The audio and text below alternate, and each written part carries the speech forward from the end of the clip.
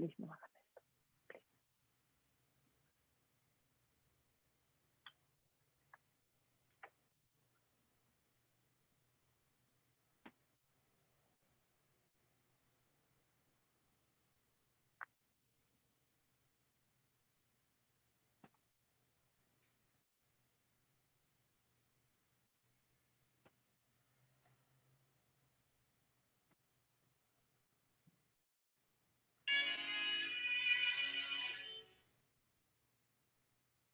Hola, buenas tardes a todos.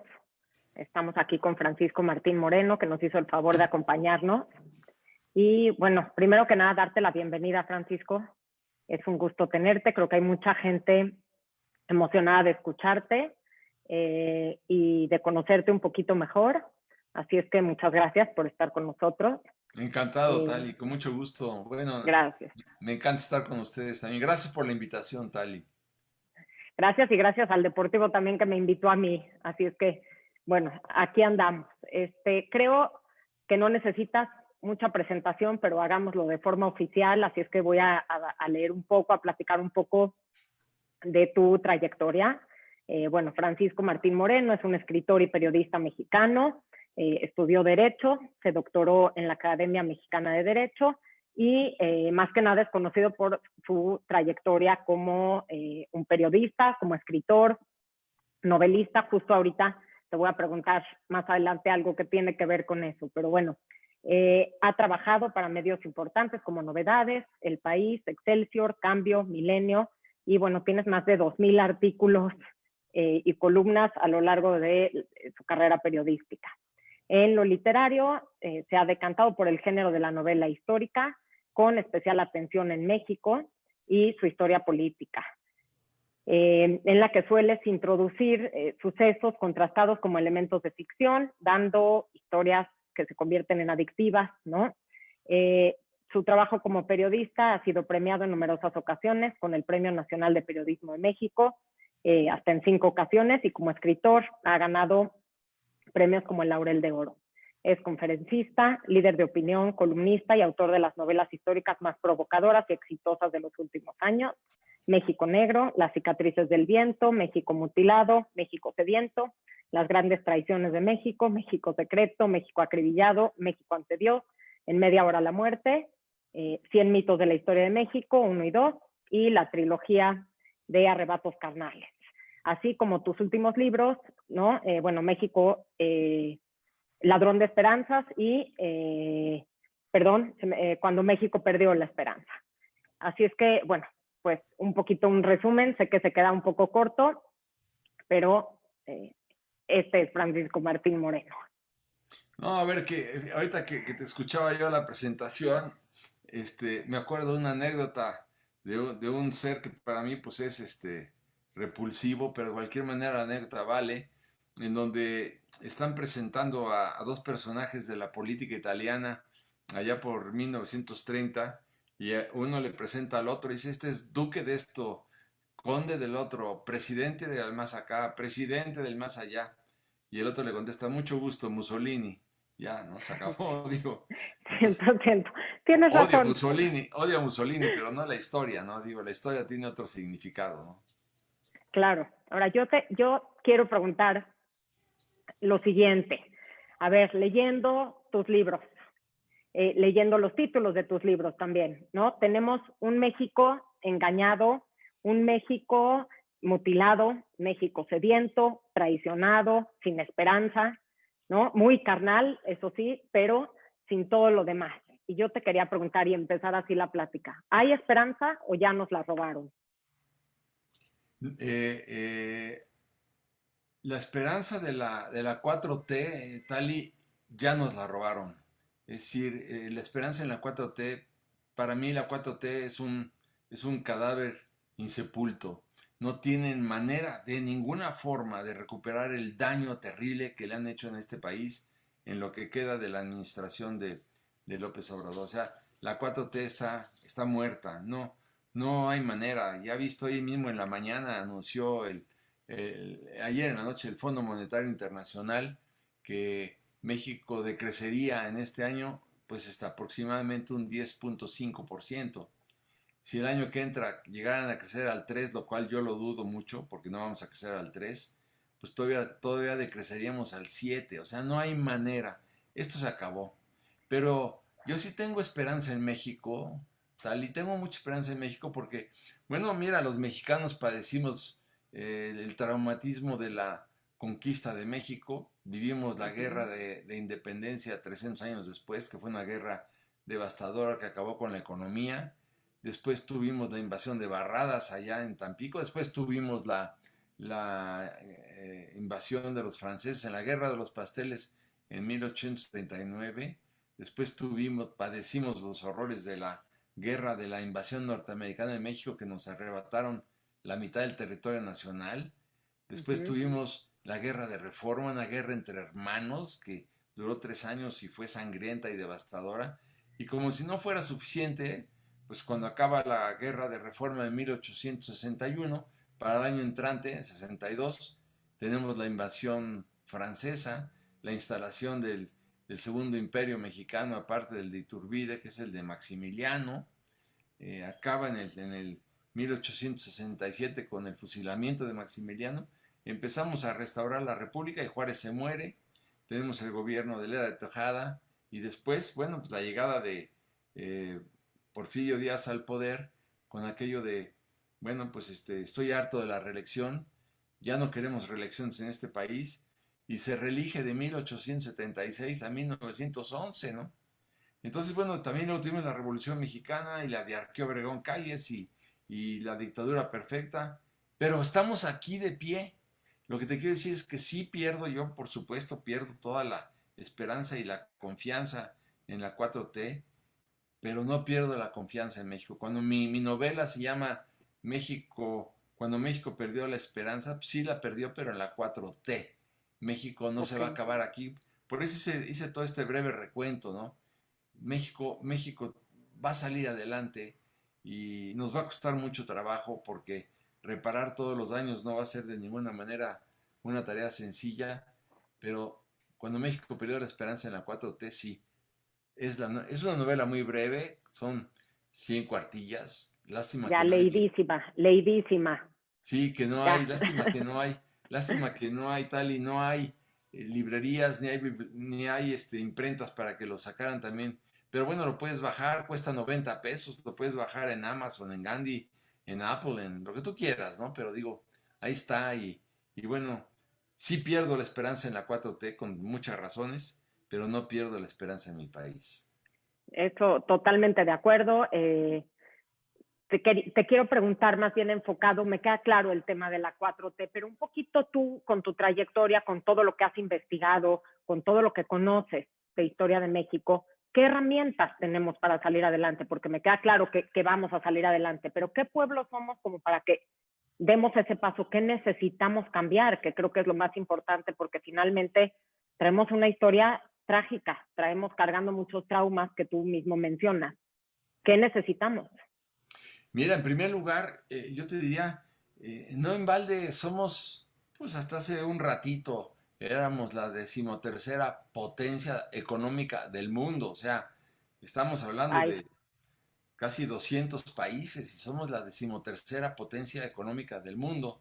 Y esto pues no nos los quita nadie, los mexicanos pues sabemos hacer nuestro trabajo, no al estilo de los Estados Unidos, no al estilo de Inglaterra, no al estilo de Corea, pero vamos, somos la decimotercera potencia del mundo y esto sí no es producto de otra cosa más que del talento y la unión de muchos mexicanos. Que hay, sí, que hay muchos atrasos, sí, que hay mucha pobreza, sí.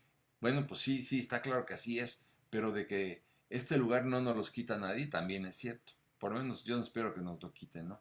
Entonces yo sí creo que hay muchas maneras de trabajar en todo esto. Yo te diría, por ejemplo, una parte que me parece muy importante que resume lo que tendría que ser la estrategia de los mexicanos, es informar, Tali. La gente no está informada. Yo el otro día, ya te decía antes de entrar al aire, que me gusta mucho correr y el otro día corrí antes de que cerraran el sope, me fui a correr y acabando le pregunté a uno de los jardineros que estaba ahí, oye, ¿tú qué piensas de la 4T? Y me dice, ¿la qué? la 4T, es que no sé qué es la 4T, perdóneme, es una vacuna, no tenía ni idea de lo que era la 4T. Digo, pero a ver, ¿cómo te informas? A ver, cuéntame, ¿cómo te informas? Tienes un celular ahí en la bolsa de tu saco, de tu uniforme, de tu overall, ¿no? Y, bueno, sí, pues es que lo tengo aquí, pero hablo con mi comadre, hablo con mis hermanos, hablo con mi esposa, pero a ver, ¿cómo te informas? No, pues yo me informo con los noticiarios en la noche, cuando yo llego a su humilde casa. Entonces le digo, oye, pero no tienes más información. No, no tengo más información. Esa es. Y bueno, pero no supiste, por ejemplo, que en mayo los mexicanos se perdieron 12 millones, no de empleos, pero sí de fuentes de ingreso. ¿No supiste que se han perdido 1,5 millones de empleos entre marzo y abril? Pues no tenía ni idea. Entonces, le digo, entonces tampoco faltan las tortillas en tu mesa. No, no, pues no faltan, ¿no? Ni tampoco el presupuesto para medicinas, no.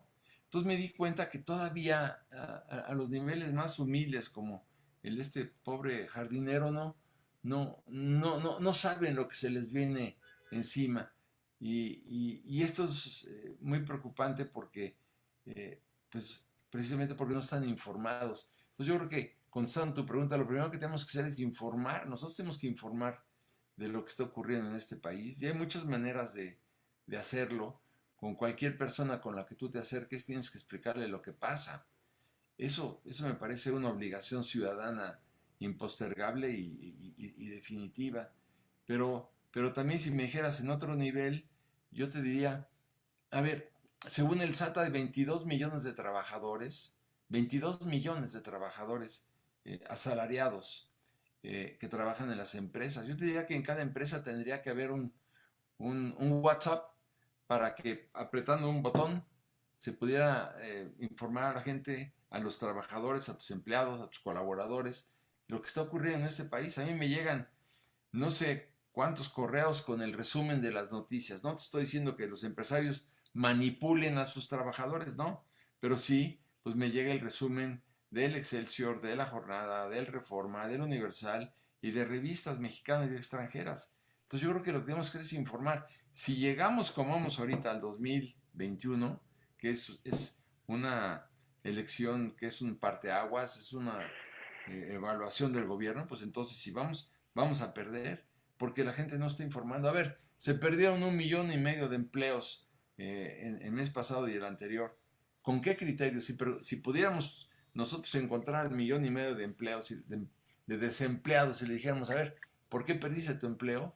Pues no van a saber por qué perdieron su empleo. Y si no saben, tampoco van a saber por quién votar en el 2021. Porque van a creer que fueron los empresarios malditos y estos extorsionadores que son los sacadólares o los hambreadores Ujú. del pueblo. Bueno, si partimos de ese supuesto, pues por supuesto que vamos a perder. Pero como no están informados, no saben lo que ocurre y son nada más víctimas de los acontecimientos. Y por eso tenemos que informarnos. A nosotros nos corresponde informar y también hacerlo a través de las cámaras de comercio, cámaras de industria, cámaras de la transformación, para que cada quien informe desde su trinchera de lo que está ocurriendo tal. Totalmente de acuerdo. Justamente hay gente ahorita preguntando, como Moisés Gordon, que te hace la siguiente pregunta. ¿Qué tan importante es el papel de la sociedad civil? Bueno, creo que forma parte ya lo que dijiste de la respuesta, ¿no? Sí, yo creo que sí, la sociedad civil, pero es que, a ver, la sociedad civil, fíjate, déjame hacerte comparativo, Tali. En el mes pasado asesinaron a un hombre de color en los Estados Unidos y prácticamente se incendiaron los Estados Unidos. Digo, unas protestas tremendas por el asesinato de este hombre de color. Pero en México, en el año pasado, asesinaron a 36,000 personas. Asesinaron a 11 mujeres al día. Pues yo no vi más que la marcha de las mujeres que a mí me llenó de orgullo, de las del 8 de mayo, de De marzo. marzo. Me encantó esta posición de las mujeres de ir a la calle y protestar y protestaron en todo el país, una organización increíble. Pero bueno, en Estados Unidos matan a uno y prácticamente se incendia Estados Unidos. Aquí 36,000 y no pasa nada. Entonces yo creo que también Nunca he creído tal y en las culpas absolutas. Yo creo que hay un momento donde acaba la culpa de, pues, de los gobernantes y comienza la culpa de la sociedad. Y esta es De la acuerdo. culpa pues, que yo quisiera ver. Están viendo, por ejemplo, que acaban con las estancias infantiles, acaban con los refugios para madres, mujeres golpeadas en un país donde asesinan a las mujeres. Estamos viendo que cancelan el aeropuerto, estamos viendo y que le pagan miles de millones de dólares a los tenedores de bonos. Estás hablando de 120,000 millones de pesos que le pagan a los tenedores de bonos verdes. Se cierra el Consejo Nacional de Turismo, se cierra ProMéxico, se, se atenta en contra de las energías limpias y la gente no protesta. O sea, para mí es muy sencillo criticar al gobierno de López Obrador porque mira que sobran los argumentos, pero ¿y la sociedad? A mí me hubiera De encantado acuerdo. que la sociedad hubiera reaccionado como reaccionaron las mujeres. Ahora, ya, hablando de ese tema, tú, me queda claro como periodista tu labor informativa y la transmisión de tus opiniones. Como novelista, ¿buscas lo mismo? ¿Estás intentando o estás buscando como objetivo informar a la gente de una forma entretenida? Es que sí, Tali, porque decía el Marqués de Santayana, decía que quien no conoce su historia está condenado a repetirla. Repetirla. De Entonces, acuerdo. bueno, a ver, en este país padecimos los horrores del populismo de Echeverría.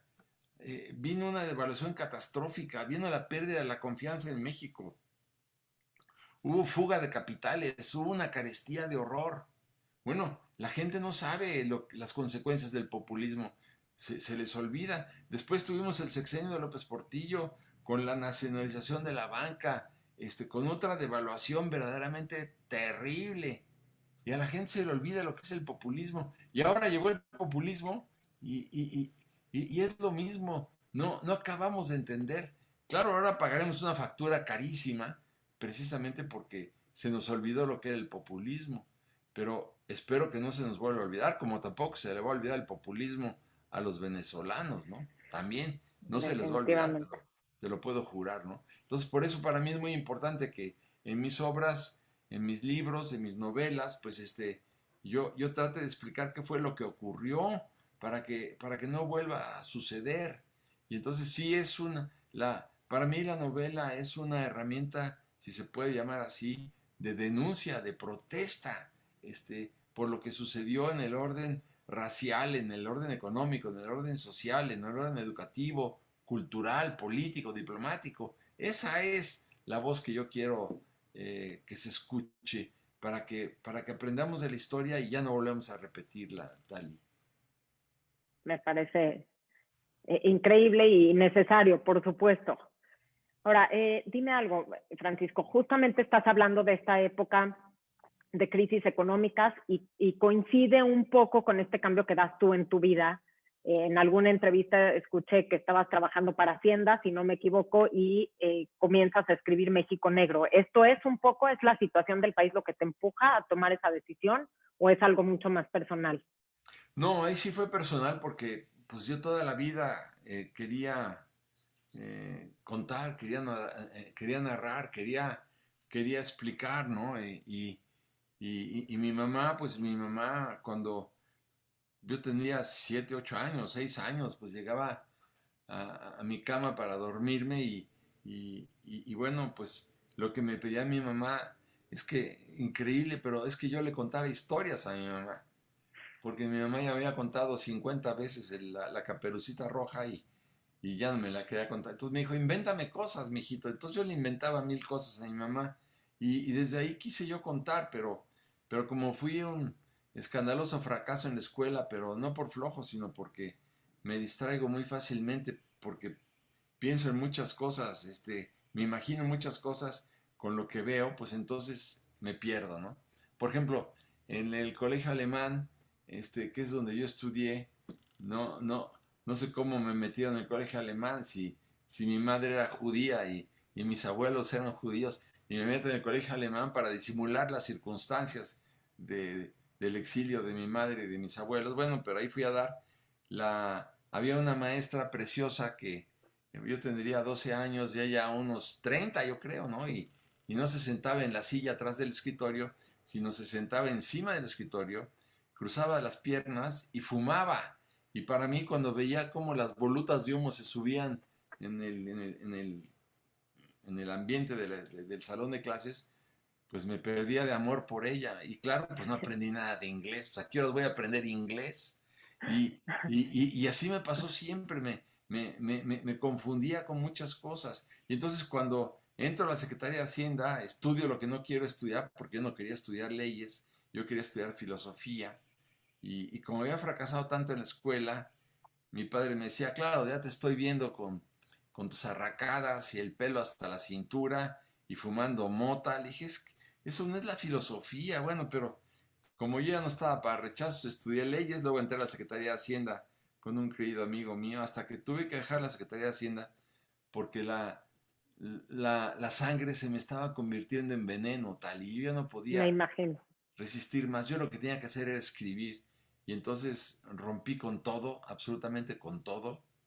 Y matrimonio, chamba, trabajo, amigos, familia, todo lo dejé con tal de dedicarme a escribir. Y si no lo hubiera yo hecho así, es muy claro que yo no estaría hablando con ustedes en este momento, ni contigo, querida Tali. Sí, bueno, momentos que todos tenemos, ¿no? En la vida que nos encontramos de pronto y la vocación, pero bueno, qué padre y qué suerte que pudiste romper con todo eso para que tengamos también el privilegio de leer tus libros y de conocerte el día de hoy. Muchas gracias, Tali. A ver, platicando de todo esto y de la creación de este momento en el que empiezas tú a escribir.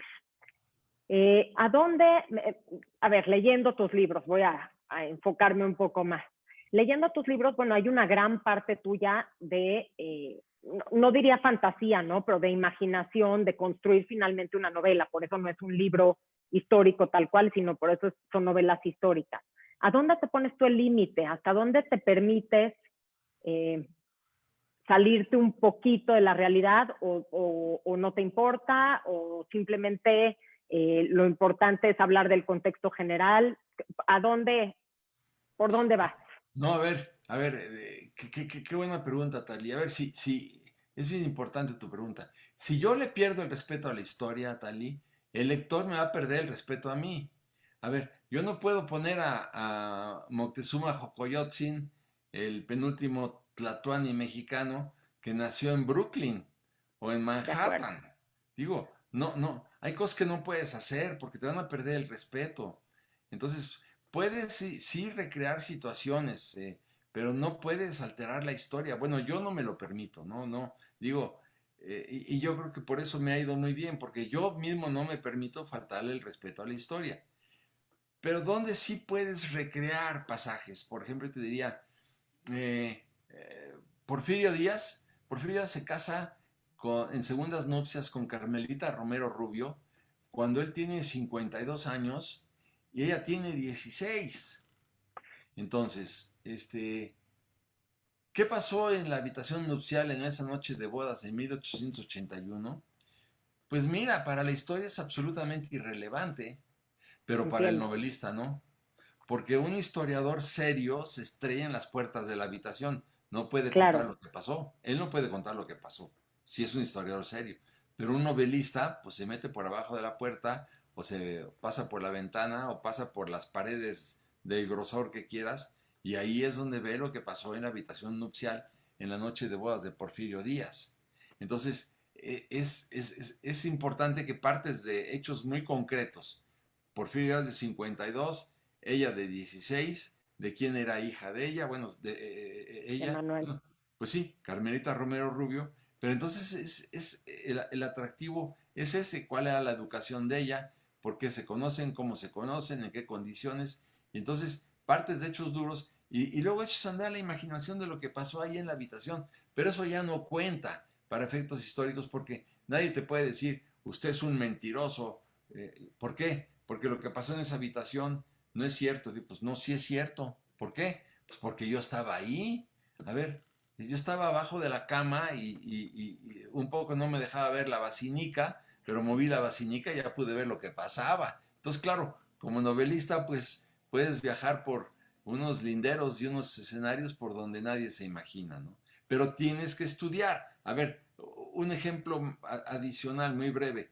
Una conversación entre el presidente Álvaro Obregón en 1927 y Plutarco Elías Calles, que era el presidente de la República.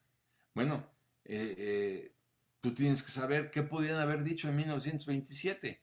Se quería reelegir, evidentemente, Álvaro Obregón. ¿Le convenía o no le convenía a Calles la reelección? A ver, porque Calles también quería eternizarse en el poder igual que Obregón. Entonces, si tú pierdes el contexto histórico, pues vas a perderlo todo. Entonces, ¿de qué pudieron hablar? ¿Cómo pudieron hablar? ¿Qué pudieron decir? ¿Cuál pudo haber sido el acuerdo? Pues tienes que leer muchísimo para entender el contexto histórico.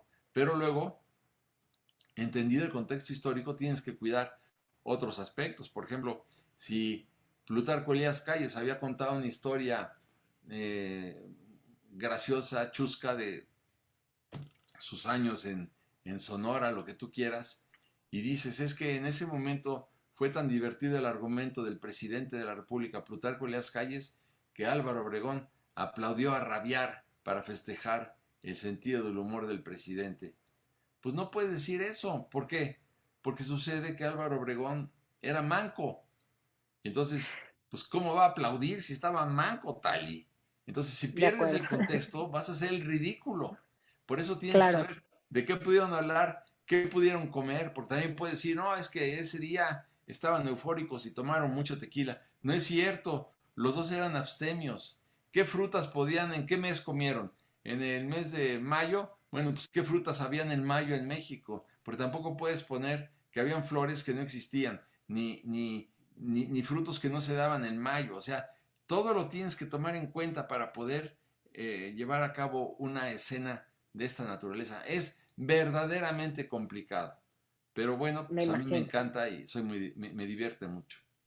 No, me imagino que tiene una parte muy divertida estar abajo en la cama de la gente, como dices. Así es que, no, está muy padre todo esto que dices y, bueno, no, que me imagino que a todos los que te están escuchando los hace ver lo que implica escribir una novela como las que tú escribes y que a veces podríamos pensar que es algo más fácil de lo que es realmente, ¿no? Y de toda la investigación que tienes detrás. Ahora, dime algo, en cuestión de temas, a qué sí, me queda claro por dónde va tu línea, pero a qué no le entrarías en temas que no te llaman la atención? Mira, por ejemplo, me han dicho muchas veces que yo escriba la biografía de Miramón Uh -huh. y, y no puedo, yo no puedo con los conservadores. Es decir, el presidente López Obrador habla de los conservadores y desprecia a los conservadores cuando él es el principal conservador de este país.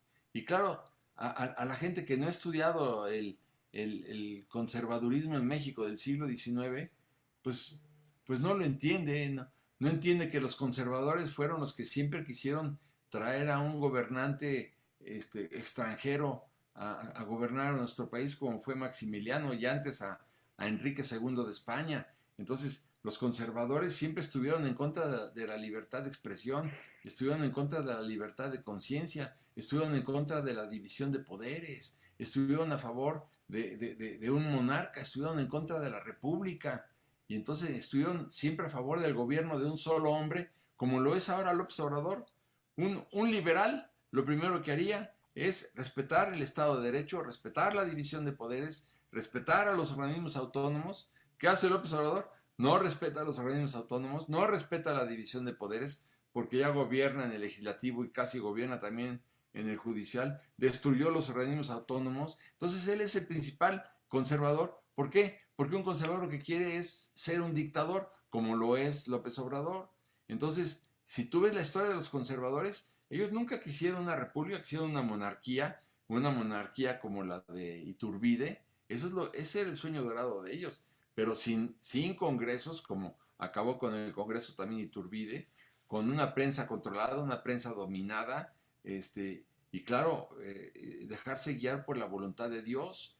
Entonces, claro que contestando tu pregunta, ahí me dices, ¿con quién no puedes? Pues no, yo no puedo con los conservadores. Y si tengo que escribir de ellos, como en el caso de López Obrador, pues tengo que escribir todo aquello que sienta que es absolutamente falso y espurio en este país, ¿no? ¿No?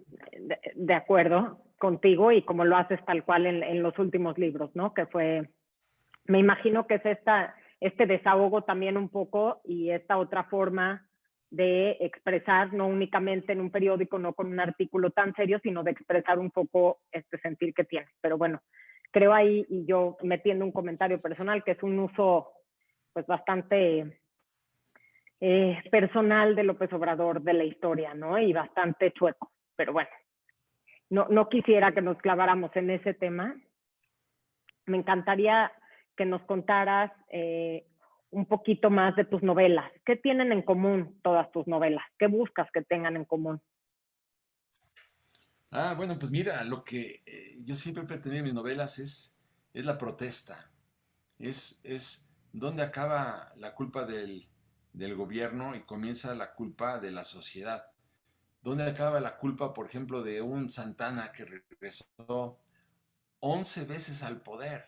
Imagínate nada más, ¿qué tipo de país podríamos ser en donde una sola persona regresa en 11 ocasiones a la presidencia de la República?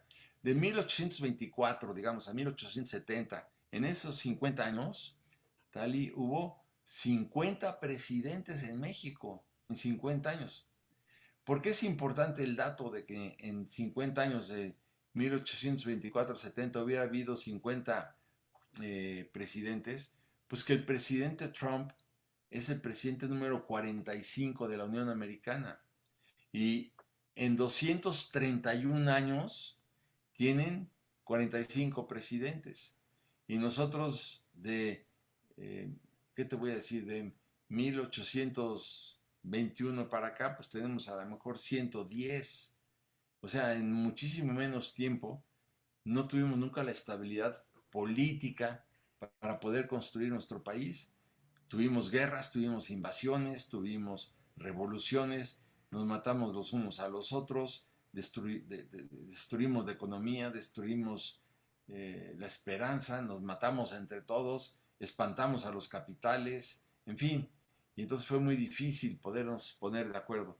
Y en Estados Unidos, si tú ves, desde que llega George Washington al poder, pues hay orden, hay respeto, hay estabilidad. Claro, tú puedes decir que mataban a los presidentes, pues sí, mataban a los presidentes, pero el mismo día subía el vicepresidente al poder. Y aquí acabamos con los vicepresidentes porque teníamos la tentación de que pudieran matar al presidente solamente para quedarse con el cargo. O sea, sí es bien importante analizar estos temas para saber el origen del atraso. A ver, en México pues nadie elige a su sacerdote, a cualquier persona que vaya a su iglesia pues van a encontrar con unos, pero nunca votaron por él. Los donativos, por ejemplo, en la iglesia protestante, bueno, tienen que publicarse en las puertas del templo para que la gente sepa quién donó, cuánto cuesta el campanero, cuánto cuesta el pastor, todo eso con una gran transparencia.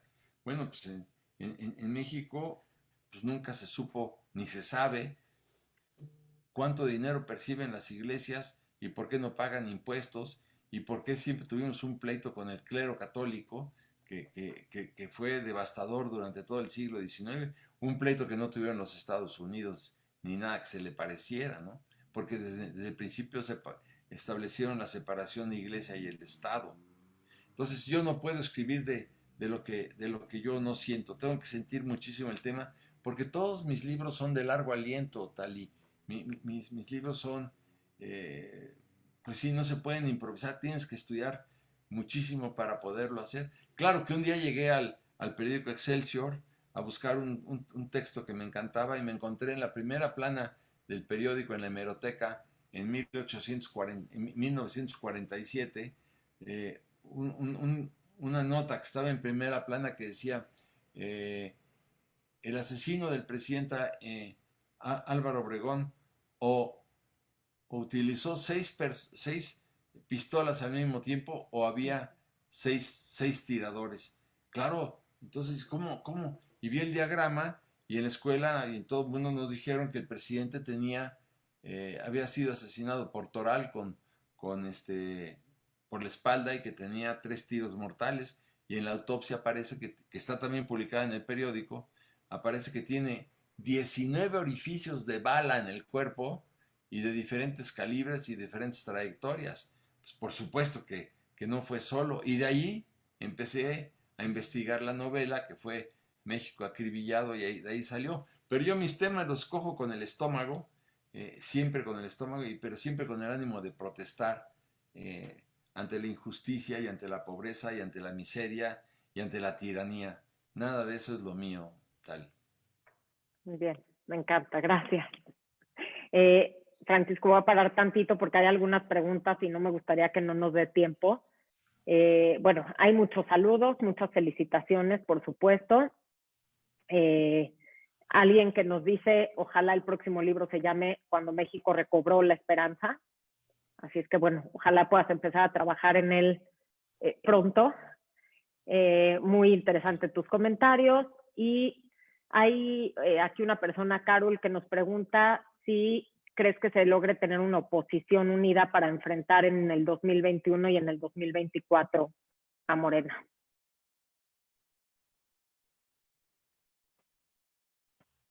No, no te escucho, Tali. Me trabé, ok, perdón. Perdón, ya no sé si escuchaste las felicitaciones y los comentarios. Sí, Ok, sí, eso nada sí más, lo oí, pero la pregunta no la escuché, sí. perdón. Sí, nos están diciendo, nos preguntan si consideras que va a existir o que es posible una oposición unida para el 2021 o el 2024.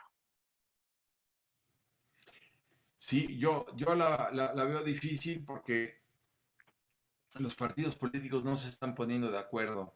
Y claro, tampoco se pusieron de acuerdo en el último año de gobierno de Peña Nieto, porque si el PRI y el PAN se hubieran unido, no hubiera sucedido nada de esto.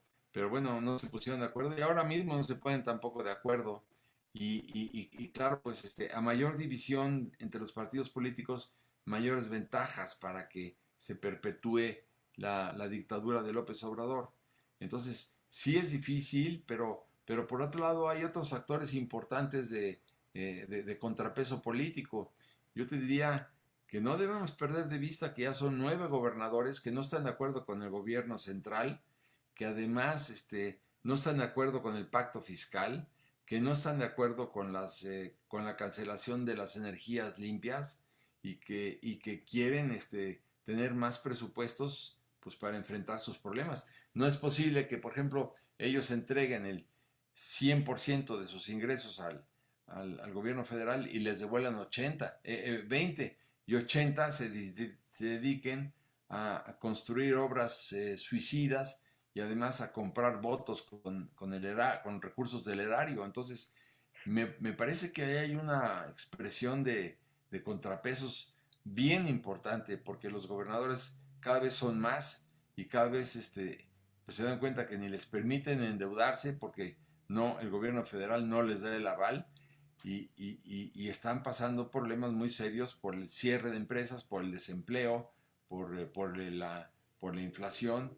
Entonces, ahí hay un contrapeso muy importante. Otro contrapeso muy importante es el del Banco de México, que es importantísimo también, porque vemos que ellos llevan con una gran seriedad la política monetaria y la política económica.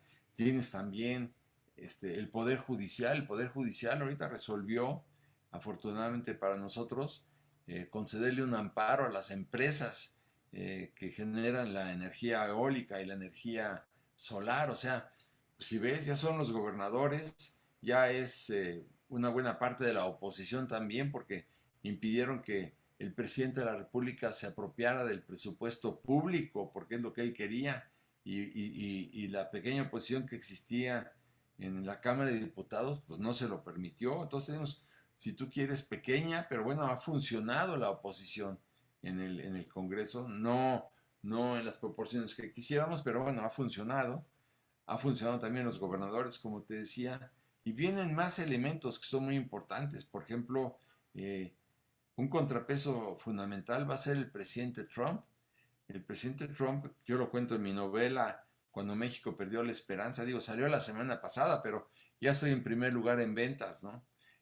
Porque estoy Felicidades. explicando qué va a pasar con el presidente Trump y el presidente López Obrador cuando se reúnan. Y le va a decir, oiga, quiero decirle que de Venezuela, gracias a la imposición del comunismo y del socialismo venezolano, ya se fueron 6 millones de venezolanos. ¿Y se fueron dónde? Se fueron a Ecuador, se fueron a Colombia, se fueron a Brasil. Pero bueno, eso es lo que exactamente lo que no quiere el presidente Trump. ¿Por qué? Porque pues es muy claro que si, cuando dijo López Obrador, yo voy a recibir a 1 millón de centroamericanos y les voy a dar empleo y les voy a dar, les voy a extender la mano. Y Trump dijo, no, porque ese millón que tú dices no se va a quedar en México, va a querer irse a los Estados Unidos. Y esa es la parte que fue muy importante porque dijo el presidente, o pones la Guardia Nacional para detener el flujo de migrantes de Centroamérica o te impongo un 25 o un 35% en tus aranceles. Entonces ahí tienes otro contrapeso, no solamente es la Corte, no solamente son los gobernadores, no solo es el Banco de México, sino también es el presidente Trump. Y otro más que es un contrapeso fundamental es la crisis económica. Pues digo, no perdamos de vista, como decíamos, que en abril y mayo 12 millones de mexicanos se quedaron sin empleo, tal y 12 millones. Y Estamos lo que hablando de viene, que en lo que viene, pues a lo mejor estamos hablando de 5 o 6 millones de mexicanos que van a ir a dar a la pobreza, porque el liberalismo es una porquería. Bueno, pues si será una porquería como tú quieras, pero con ese neoliberalismo, Peña Nieto, que no es santo de mi devoción, pues logró rescatar a, pues estamos hablando de 2 a 3 millones de mexicanos de la miseria extrema. Pero aquí va a haber muchísimos millones de mexicanos en la miseria extrema y otros tantos en la pobreza. O sea, por eso creo que también es un contrapeso importante para el 2021. Pero si los mexicanos, y con esto concluyo este tema, digo, a reserva lo que quieran saber, si no ponemos es que hay atención muchas preguntas. en el nombramiento de los consejeros del INE, ahora que los van a hacer en los próximos 2 meses, ahí es donde se va a perpetuar el fraude electoral, porque pues, si los integrantes del INE, que son los árbitros de este país, son proclives y son incondicionales de López Obrador, pues es claro, como decía Porfirio Díaz. Porfirio decía, quien cuenta los votos gana las elecciones. Entonces, claro, pues si todos van a ser morenistas, están perpetuando ya un fraude ahí. Igual otro fraude con el Tribunal Federal Electoral. Entonces, bueno, hay muchísimos contrapesos aparte de los que te acabo de decir, pero creo que todo esto va a jugar de una manera muy importante cuando se le acaben las canicas, que ya se le van a acabar las canicas al gobierno de López Obrador. Bueno, a ver, en el mismo canal tenemos aquí otra pregunta que dice, ¿cuál es tu enfoque con respecto, más bien, perdón, cuál es tu opinión con respecto al enfoque histórico que pretende imponer la 4T en el currículum oficial de la reforma educativa? Bueno, más que, me parece que la reforma educativa la hicieron a un lado, pero sí hay un uso de la historia muy claro. ¿Hay Aquí un te qué? pregunta Olga Méndez. Un uso de la historia Sí. en este presidente historiador que pongo entre comillas, ¿cuál es tu opinión de cómo se está utilizando la historia y el enfoque que le están dando? Mira, lo que pasa es que si partimos del supuesto que en México hay 60 millones de mexicanos en la pobreza, pues son mexicanos que al estar en la pobreza es porque no saben hacer otra cosa, no saben hacer nada, porque fracasó la educación. Y esto no es culpa de López Obrador, es culpa de todos los gobiernos de la dictadura perfecta, digo. Pero la gente no sabe lo que pasó. Cuando yo, en mi programa de televisión eh, que se llama El Refugio de los Conspiradores, voy por la calle, intercepto a personas, hombres y mujeres. Oiga, ¿usted cree que el cura Hidalgo se fue a tomar unos tequilas con Pancho Villa? Me dijo, pues yo creo que sí, porque pues hablaban más o menos el mismo idioma, los dos eran rebeldes, ¿no? Pero no se dan cuenta que vivieron un siglo después. No saben muchas personas cuándo fue la revolución y cuándo fue la independencia. O sea, cronológicamente no tienen ni idea. Entonces, De claro, pues acuerdo. la manipulación de estas personas es muy sencilla, tal, y es muy sencillo manipular a las personas ignorantes. Pero se me fue un poco la pregunta, si me la repites. No, no, más que nada eso, o sea, ¿qué opinas del enfoque que le está dando el gobierno Ah, actual a la historia? bueno, a ver, yo te diría, el presidente actual quiere identificarse con Juárez. Bueno, el presidente le pidió ayuda al Papa. López Obrador le pidió ayuda al Papa para acabar con la delincuencia. Y el presidente Benito Juárez rompió con el Vaticano, suspendió la relación, rompió relaciones con el Vaticano. Pues ¿cómo vas a pedirle ayuda cuando la guerra contra los conservadores era verdaderamente terrible? Entonces, Juárez era un impulsor de la educación. Si tú ves, Juárez fue también un hombre que se distinguió por el apoyo de las autonomías de los tribunales mexicanos. López Obrador quiere acabar con la autonomía no solo de los organismos autónomos, sino también quiere acabar con la independencia del poder judicial y del poder legislativo. O sea, no hay nada en lo que se parezca a, pero nada en lo que se parezca precisamente a Benito Juárez. Y claro, cuando él le dice a la gente, pues yo me quiero parecer a Benito Juárez, pues la gente no sabe lo que hizo Benito Juárez. Y por ello, pues es tan fácil Y se la cree. manipular a la gente ignorante, ¿no? Yo creo que igual que si Madero volviera a nacer, le diría, yo le suplico que me quite de ahí, yo qué tengo que ver con usted. A ver, Madero le puede decir, yo derroqué al gobierno, a la dictadura de Porfirio Díaz. Y usted lo que está haciendo es construir una dictadura, señor observador. Si pudiera hacer una plática que la estoy haciendo en mi nueva novela entre Madero y López Obrador en sus sueños, ¿no? Otra discusión entre Madero y Cárdenas. Bueno, pues ahí te vas a dar cuenta en esta discusión cómo no tienen absolutamente nada que ver. Pero quien no sabe nada de historia, pues no va a decir, pues sí se parece a Juárez, pobrecito, y si se muere, pues hay que hacerle un benemérito, un monumento en el hemiciclo Juárez, todo un monumento a su talento y a su valentía, pues sí, pues porque no saben absolutamente nada de nada. Y por eso repetimos la historia habiendo nombrado a un presidente que no viene más que a destruir y que confunde una palabra muy importante. López Obrador confunde la palabra transformación con la palabra destrucción. Para mí la transformación es evolutiva y no involutiva. Y bueno, pues la destrucción es involución y está claro cómo está destruyendo nuestro país. Ok, pues sí. Yo te voy a tener que cambiar de tema radicalmente, te pido una disculpa, pero hay muchas preguntas y algunas de ellas enfocadas a arrebatos carnales.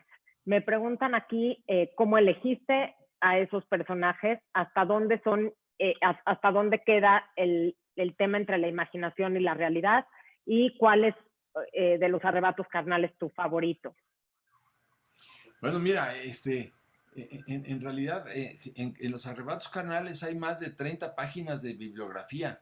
Yo no inventé nada, o sea, las relaciones ¿qué te voy a decir? Entre Maximiliano y Carlota, pues están claras, que Maximiliano, pues era bisexual también, está demostrado, ¿no?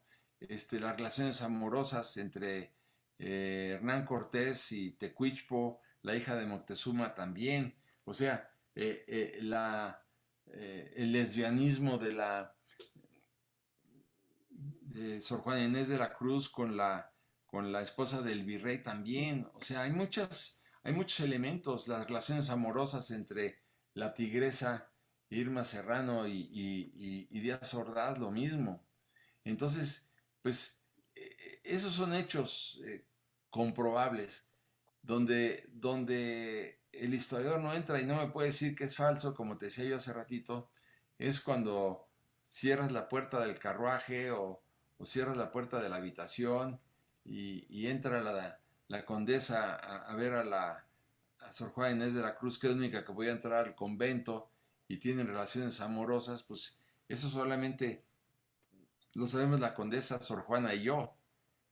Entonces, escogí personajes porque a mí me empezó a dar mucho coraje que en la historia de México, los grandes protagonistas de la historia de México pareciera que no tenían eh, sentimientos ni inclinaciones amorosas, ni sentían atracción por el sexo opuesto o por el mismo sexo. Ahí me tienen sin cuidado. Para mí lo importante es el amor, ¿no? Si era lesbiana o no, Sor Juana, pues no me importa. Lo que me importa sí es el amor, que es una posibilidad maravillosa de reconciliación con la vida. Y por eso dije, ya es hora de que sepan las andanzas del cura Hidalgo, que procreó 2 hijos, y las andanzas también de Morelos, que procreó 3 hijos. Entonces, bueno, quiere decir que sí tenían pues, tentaciones carnales y que habría que contarlas, y yo las conté. Y entonces escogí, claro, los principales personajes para poderlos describir. Por ejemplo, el caso de Pancho Villa. Pancho Villa, cuando el Adolfo de la Huerta le ofrece ser bueno, para acabar con la revolución y pacificar al país, le ofrece un rancho que se llama El Canutillo, un rancho de 600 hectáreas, y para que él se dedicara pues, al cultivo y a la agricultura y a pues sí, fundamentalmente a la agricultura y a la ganadería. Pero ahí, pues, Pancho Villa acepta, y se había casado 28 veces, y de las 28 mujeres que tenía, invita a 8 para que se vayan a vivir con él, y estas 8 aceptan y se van a vivir con él al rancho, y con todo y chamacos. Y entonces le preguntaban a mi general Villa, ¿y con cuál de las 8 va usted a pernoctar la noche de hoy? Y él decía, bueno, pues depende de lo que se me antoje cenar, porque Otilia hace muy buenas tostadas con pollo, jitomate y guacamole, y la otra hace muy buenos tamales de Oaxaca, en fin, otra hace michotes. Yo me voy, depende de lo que se me antoje, pues con ellas voy. Entonces, bueno, pues sí, cuando tú documentas todo eso y lo investigas y crees que es falso y te das cuenta que sí es cierto, pues entonces escribirlo es todo un placer, siempre y cuando respetes a la historia. Yo por eso le puse la bibliografía, y la pueden ver todos, todos los de tu enorme audiencia, pueden ver cómo sí efectivamente pues Pancho Villa se casó en el número de veces. Otras tantas se casó Pancho Villa cuando una mujer le gustaba, le decía, pues, a ver, amor mío, esta noche la paso contigo. Ay, pero no nos hemos casado, mi general, yo ni lo conozco. No, pues ahorita nos casan. Y los casaba un oficial de registro civil y un sacerdote con disfraces, porque eran de los dorados de mi general Pancho Villa. Y claro, las niñas, las chicas, pues nunca sabían si era o no cura, si era o no oficial de registro civil. El caso es que se casaban, entre comillas, con él, y pasaban la noche con él, y luego se quedaban embarazadas o no, pues era problema de ellas, pero bueno, pues ahí están. Y así era Pancho Villa. Bueno, pues hay que contar cómo era Pancho Villa, cómo era Cortés, cómo era Diego Rivera, cómo era Díaz Ordaz, que creo que eso es lo importante, cómo era Venustiano Carranza. Y por eso me dediqué a escribir este libro, porque en buena parte ver a los personajes en paños menores, pues siempre te habla de su personalidad, tal. Y los hace más humanos también, ¿no? Que creo Claro, que rompe con este tema que dices de estas estatuas, esta famosa historia donde son simplemente una idea que nos enseñaron y no podemos ver más allá. Pero bueno, cambiándote otra vez de tema y me da pena, pero es que hay muchas preguntas. El tema, bueno, en media hora la muerte. A muchas de las personas que nos están escuchando les gustaría saber qué sentiste en el momento en el que tu tío te dice bueno, que eres judío, ¿no? O que vienes de una familia judía. pues para mí fue una gran sorpresa, bueno, porque yo vamos, no me lo imaginaba, porque pues como yo te decía, a mis hermanos y a mí nos metieron en el colegio alemán para disimularlo. El tema del judaísmo estaba prohibido en mi casa precisamente por las terribles persecuciones que sufrió mi familia en Alemania durante el nazismo. Entonces, el tema era un tema muy complicado, ¿no? Y lo que pasa es que yo a lo largo de mi vida, pues empecé a dudar de la existencia de Dios. Hoy te digo, yo no creo en Dios, ni en ninguna inteligencia superior a la humana. Y cuando me dijo mi tío que yo era judío, le dije, mira, pues yo tengo muchos amigos judíos y los quiero muchísimo, pero pues eh, no comparto sus ideas religiosas, pero eso no te quita lo judío. Pues si me vas a decir que por eso soy judío, pues sí soy judío. ¿Y qué? Pues me encanta ser judío, digo, ¿qué te voy a decir, no? Si esa es la idea, pues sí. ¿Por qué? Porque mi madre era judía y yo soy judío, pues también, pues no. No, pero lo que te quiero decir es que el sentimiento no fue un sentimiento intenso, tremendo, que me cambiara mi vida, porque pues yo nunca he creído en Dios. Y lo que sí te puedo decir es que a partir de que escribí el libro, me he llenado de amigos judíos. Si antes tenía amigos judíos, ahora tengo no sé cuántos. Yo creo que 10 veces más. Y estos hombres y mujeres han llenado mi vida. Te puedo decir, te podría jurar que han llenado mi vida porque me han llenado de calor, de comprensión, de cariño y se han convertido en hermanos míos a estas alturas de mi vida. Entonces, sí, no es que descubras de repente, oye, Francisco, te voy a presentar a tu padre, ¿no? Ah, caray, no, pues eso sí es un... Pero que me dijera mi tío que mi madre era judía y yo judío, no fue un gran impacto para mí, salvo que después, pues sí, me identifiqué con muchos amigos judíos, tal. Bueno, eso es bueno, me da gusto. Me da gusto que siempre haya sido para bien. Ya no me dejan, me dicen que ya te tengo que dejar ir, pero bueno, quedan algunas preguntas por ahí. Ojalá tengamos oportunidad de platicar contigo otra vez. Hay gente que quiere saber qué te gusta leer, hay gente que le gustaría saber un poco más de cómo es tu día, a qué hora escribes, cómo te organizas, pero bueno, sabemos que te tienes que ir y te agradecemos mucho tu tiempo. Yo les diría que mi abuelo alemán, por concluir, tal y mi abuelo judío alemán, eh, me decía siempre, y con esto concluyo, porque sí tengo que ir al aire, Sí. me decía, si quieres tener éxito en la vida, apréndete 3 palabras de memoria. Él era, bueno, había nacido, él nació en Erfurt, en Alemania, y alemán hasta de hueso, ¿verdad? Si quieres tener éxito en la vida, apréndete 3 palabras de memoria. Discipline, Discipline und Discipline. Entonces eso me ayudó en mi vida muchísimo. Yo soy muy madrugador, por tratar de contestarle rápidamente. Soy muy madrugador, trabajo desde muy temprano. Cuando me canso de escribir, me pongo mis tenis y me voy a correr. Y oigo mucha música. Mi abuelo me enseñó el amor a la música, mi abuelo alemán, claro está. El abuelo español, pues ni lo conocí porque murió en 1923. Pero tengo una deuda contraída con mi abuelo materno que me enseñó la música, que me enseñó la importancia de la disciplina. Si yo no hubiera tenido disciplina, no hubiera podido escribir ni 3 renglones, Tali. Esa es la verdad de las cosas. Pero bueno, sí, soy muy madrugador, escojo mis temas con el estómago, leo mucho, leo mucha más historia que novelas. Me fascina la historia y me fascina imaginarme escenarios eh, pues de los que se dan, por ejemplo, pues cuando he estado ahora escribiendo las malas noticias de la historia, por ejemplo, pues, y me imagino que yo, o no yo, pero el presidente de esta compañía Lloyds que fabrica, que construye el Titanic y lo despide en el puerto, en Inglaterra y todo lo que tú quieras, y 3 días después, cuando le dijeron que era invencible, le dicen que se hundió el Titanic, imagínate, y que hay a 1200 sobrevivientes, pero que se hundió el barco, ¿no? Igual que cuando le dijeron a Napoleón Bonaparte, oiga, tenemos que retirarnos porque ya perdimos la batalla de Waterloo. Entonces, ¿cómo reacciona el presidente de Lloyds? ¿Cómo reacciona Napoleón? Pues con el puro elemento histórico de lo que sucedió, ya tienes la idea de poderte imaginar cuál pudo haber sido la respuesta de estos hombres y mujeres que les dieron tan malas noticias. Pero bueno, pues el tema es muy largo, Muy tal largo y e querida, interesante. y entonces, pero ya en otra ocasión platicaremos con más calma. Padrísimo, tienes muchísimas felicitaciones, saludos y no me queda de otra más que agradecerte y despedirte para que no se te haga tarde. Gracias, Tali, gracias por las preguntas, Gracias, gracias por tu público y ya nos reuniremos. Gracias, gracias. Tali.